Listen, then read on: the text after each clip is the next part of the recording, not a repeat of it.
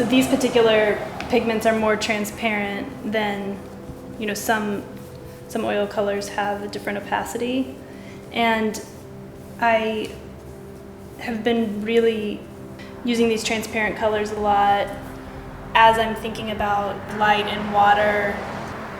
It's nice to work with the colors that are actually like allowing that kind of transparency and layered color instead of just painting it.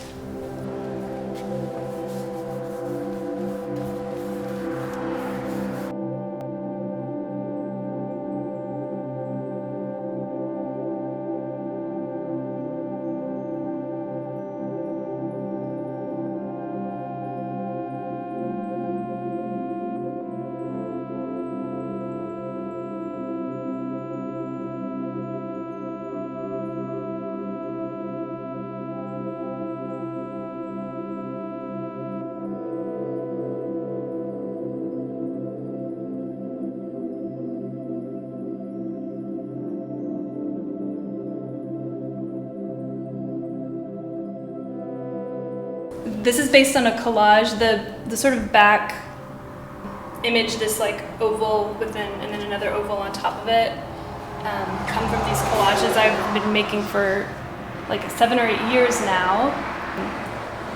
And they're this sort of like an abstraction of like an eyeball or an egg shape, and thinking about like source of life. Especially this month, I started this painting just a few weeks ago, and I've been really, I kind of needed, to literally make a painting that had to do with like refreshment in water. I wanted to be even more direct about what water is and does, and like the experience of like channeling it into my own life.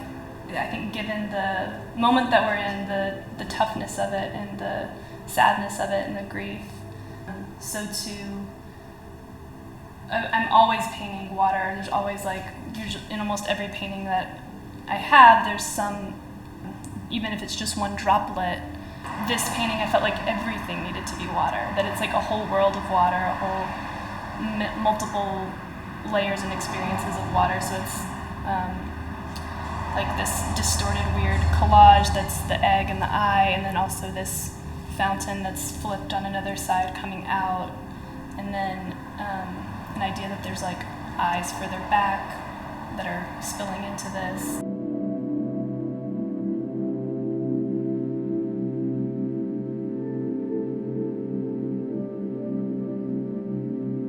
This painting is called Getting Sober.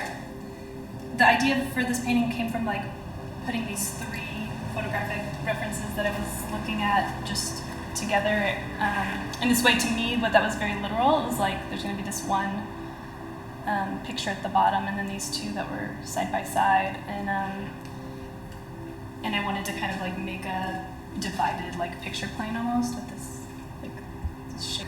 So this is a reference to the Cy Twombly Gallery in Houston. There's this beautiful small building that is permanent installation of Cy Twombly's paintings, and there's this one room in the back of that building called, well, I don't know what it's called, but it's in my head, it is called the Pond Room. It's like these, I think 7 or 8 paintings of his that are all green. They look a lot like this. They're just like really brushy, and they look like you're looking right down and like standing in water, but then they're tilted up so they're facing you. This corner of the painting came from this like photograph of somebody falling down on the dance floor, and there, as I was like working with this image and painting it, I just like was thinking about the state of like being drunk and falling, like being sort of like lowered to the ground completely. And so I just kept erasing the figure more and more out of the painting, and like starting to think of it as being like this dark, wet cave. This like last image, it's like from this picture of a woman sitting on the car seat with 2 purses on her lap. Though as I again like worked with this, it got more abstract and kind of weird to me. It was like she could be standing, it could be like none of these are super recognizable, and I kind of blurred them out and distorted them as I worked.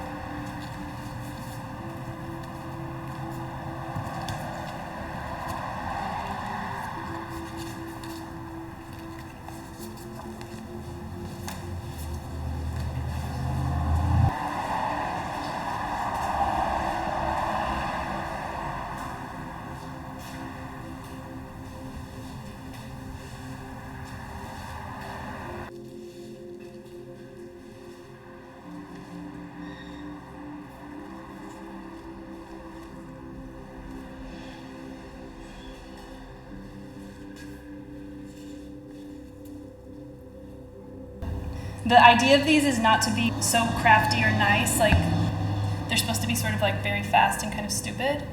So all of these are photographs that I take myself.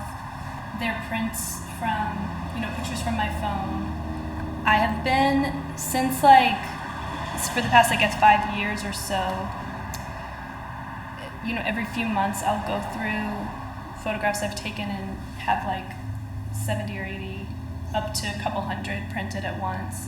And I keep big stacks. I also have some big books of them. I'll pull one out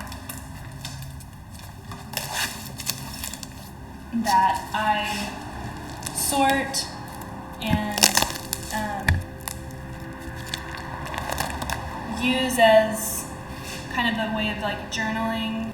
I'll put them together kind of loosely, but based on color, and then keep going, and those become ways that I plan and organize for making the paintings.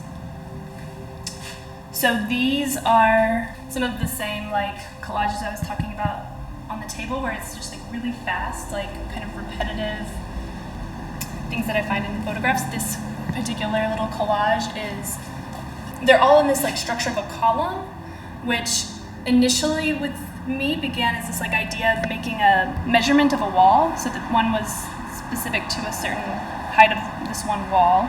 They're also sort of totems, just stacking or lining everything up.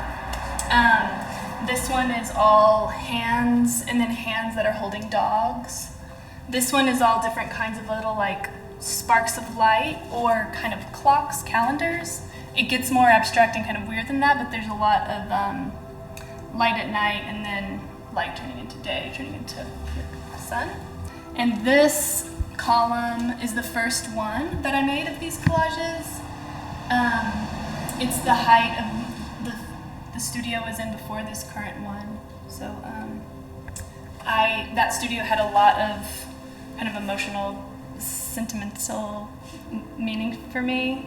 It felt a little bit like a cave was under another apartment, and I really wanted to carry with me from that place some of the coolness and darkness and ways that I felt my soul had kind of turned some things over and healed and had some new thoughts kind of be born in that place. And so this collage, and then this spider web. The spider web is the same size as this small door that that was in that studio that led you into. There was two different doors, and one was very small. But I liked the idea of preserving this, kind of bringing something with me of the architecture of that place. I'm still working on this painting, but it's the initial idea for it is it's looking out of a windshield into several different cars at night, and the idea is that there's different light bouncing around because of the glass of the windshield. There's water here that's causing the light to reflect and bounce, and street lights and headlights and taillights and stuff. So kind of ties into the jewel, gemstone, light, water, all of that, and